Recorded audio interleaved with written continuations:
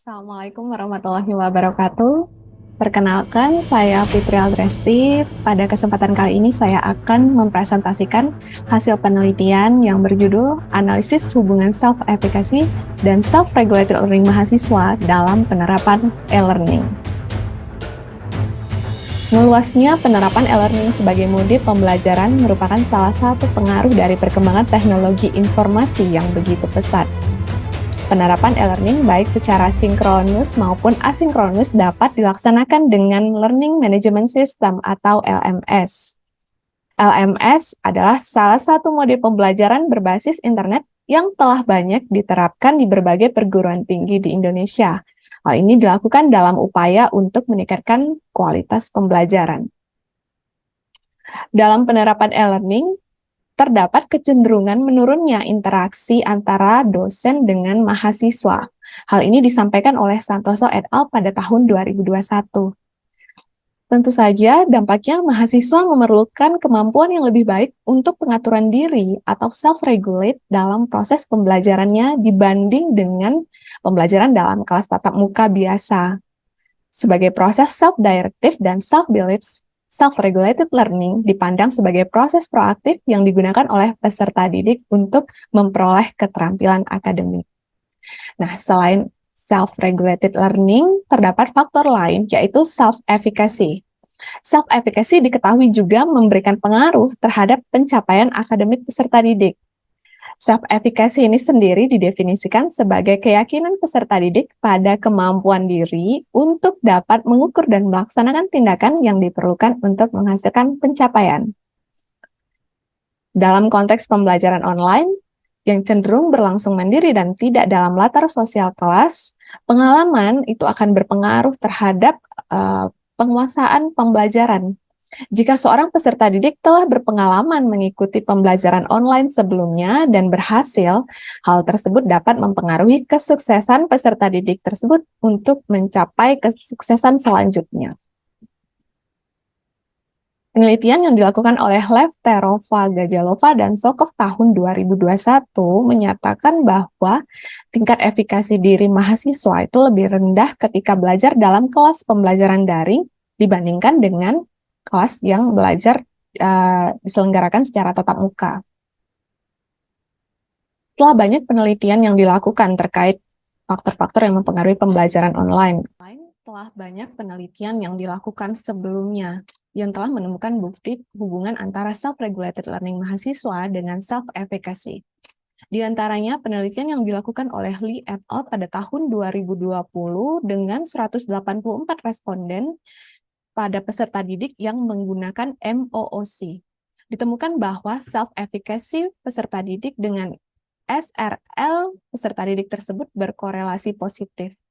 Selain itu, penelitian yang dilakukan oleh Santoso et al. Pada tahun 2022 pada 295 mahasiswa universitas terbuka menemukan bahwa terdapat korelasi yang signifikan antara self-efficacy dengan SRL mahasiswa yang mengikuti pembelajaran online jarak jauh tersebut.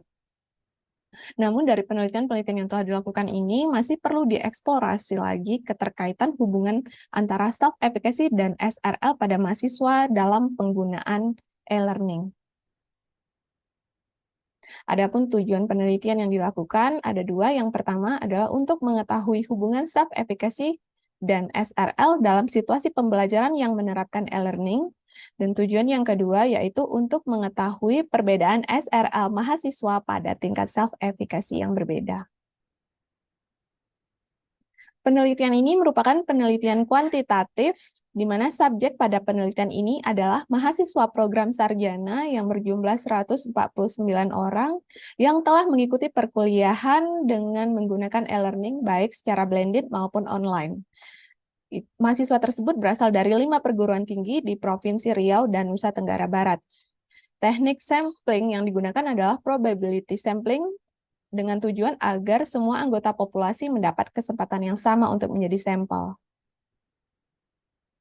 Dalam pengumpulan data penelitian, ada dua instrumen kuesioner yang digunakan. Yang pertama yaitu Online Self-Regulated Learning Questionnaire atau OSLQ, yang dikembangkan oleh Barnard pada tahun 2009. Dan kuesioner yang kedua adalah Online Learning Self-Efficacy Scale atau OLSES yang dikembangkan oleh Zimmerman dan Kulikowicz pada tahun 2016. Untuk teknik analisis data, ada dua analisis yang dilakukan. Yang pertama adalah analisis korelasi Pearson dan kemudian dilakukan uji independent sample t-test.